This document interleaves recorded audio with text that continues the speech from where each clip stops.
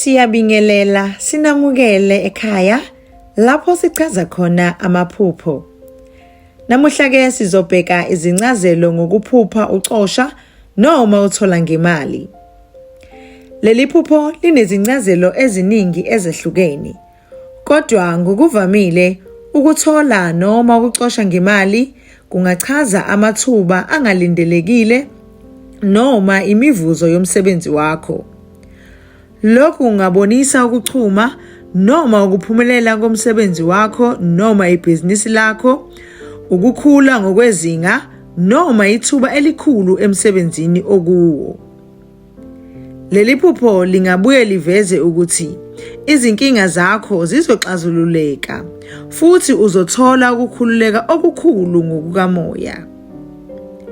Siyabonga, nisale kahle.